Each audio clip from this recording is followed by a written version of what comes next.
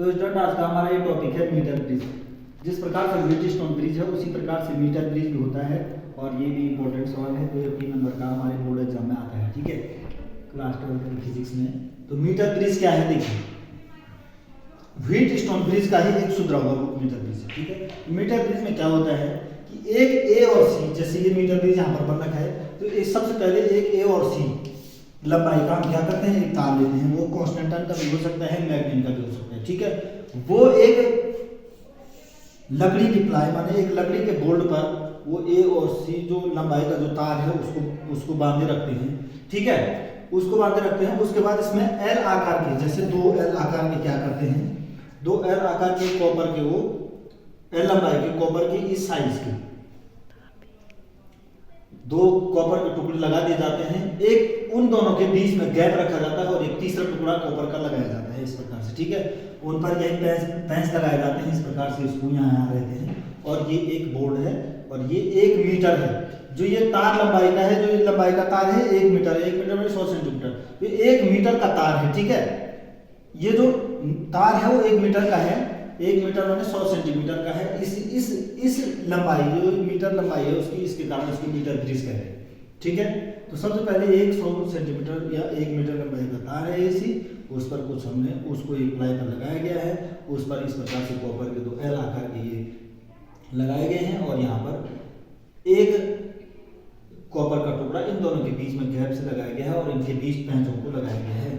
ठीक है, इतना हो गया।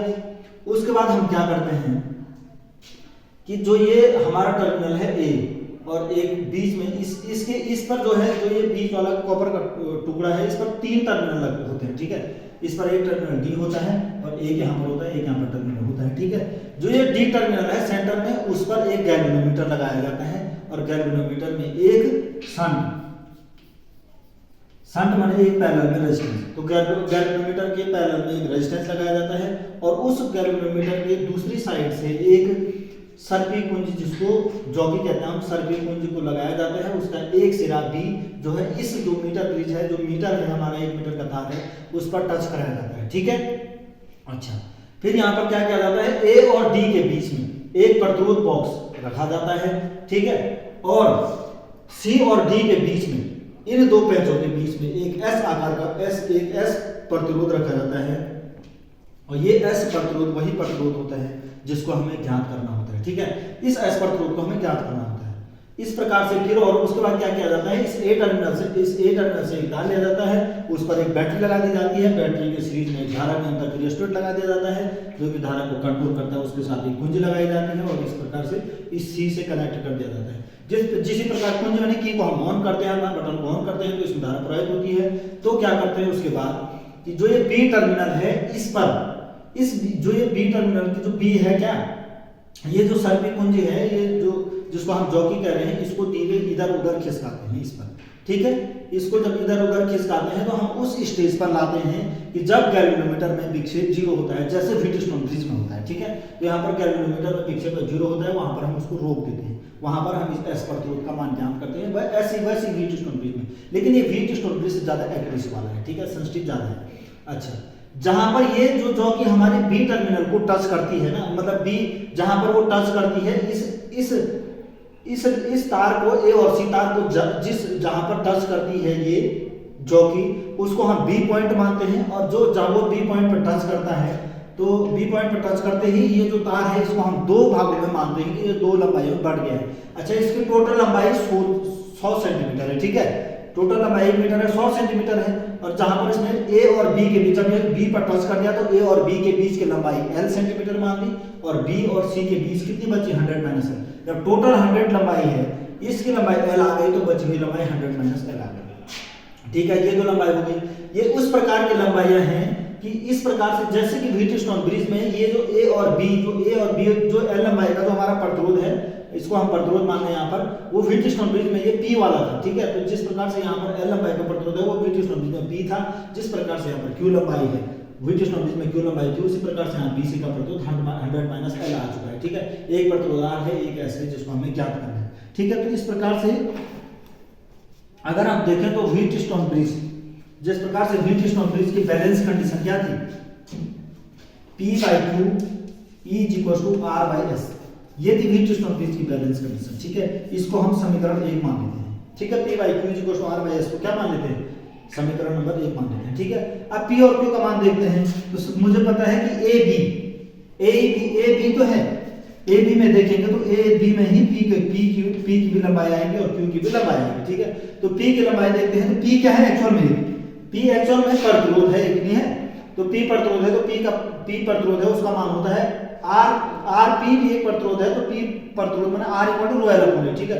तो P बराबर में क्या होना है, रो एल अपॉन ए जो है तार का क्षेत्रफल है, ठीक है, सेंटीमीटर स्क्वायर।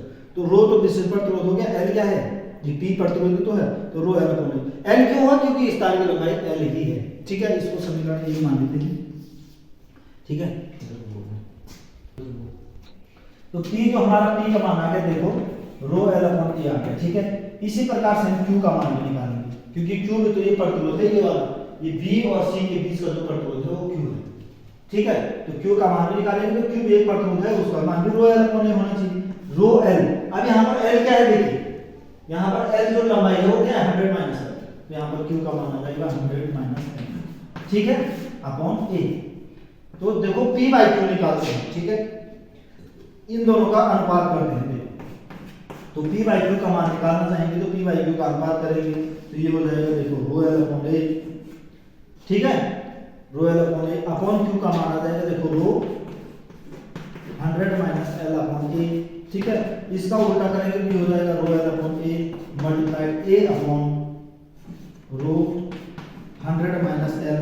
इस प्रकार से होगा, यहाँ से ए कट जाएगा, रो से रो कट जाएगा, ठीक है। तो मेरे को P upon Q is equal to क्या मिल गया है, L अपॉन 100 माइनस एल। ये इस प्रकार से डेरिवेशन है मीटर ब्रिज की। बाकी मैंने सिद्धांत सब कुछ आपको समझा दिया। तो P by Q is equal to L upon 100 minus L आया है, ठीक है। इसको समीकरण 2 मान लेते हैं, ठीक है। तो अब यहाँ से आगे हम क्या करते हैं, यहाँ से आगे ऐसा करते हैं कि P बाई Q का मान समीकरण 1 में रख लेते हैं। ये समीकरण 1, ये है समीकरण 1। समीकरण 1 है, देखो समीकरण 1 क्या है, P by Q is equal to R by S। ये तो समीकरण 1 है, ठीक है। P बाई Q का मान तो समीकरण 1 में रखो, तो P बाई Q का मान P की जगह L रखेंगे और Q की जगह 100 माइनस L रखेंगे। तो P बाई Q का मान आ रखा है हमारा, क्या रखा है, L अपॉन 100 माइनस L। ये तो P बाई Q का मान आ रखा है, इज इक्वल टू यहाँ पर हो जाएगा R बाई S, ठीक है। अब मैं इसको इसलिए ऐसा कर रहा हूँ क्योंकि मुझे किसका मान निकालना है, S का, क्योंकि S ही तो अननोन रेजिस्टेंस है मीटर ब्रिज से, ठीक है। तो S का मान निकालना है, तो देखो S इज इक्वल टू हो जाएगा, यहाँ पर हो जाएगा S is equal to R 100 minus L upon L, ठीक है। इस प्रकार तो ये S का मान निकल जाएगा, ठीक है। तो S का मान निकालने के लिए देखो वो जब मीटर ब्रिज से क्वेश्चन आएगा तो वो बोलेगा तार की लंबाई इतनी है, ठीक है, तार की लंबाई इतनी है और उसका प्रतिरोध इतना है, तो उसका जो है अननोन प्रतिरोध निकालो मीटर ब्रिज से, ठीक है। व्हीटस्टोन ब्रिज से ये फॉर्मूला नहीं आता, मीटर ब्रिज का फॉर्मूला दूसरा है। इस प्रकार से डेरिवेशन है, इस प्रकार से आपको मीटर ब्रिज का सबसे करना है, डेरिवेशन सब कुछ, ठीक है। तो इस प्रकार से हमारा मीटर ब्रिज का कॉन्सेप्ट है, ठीक है।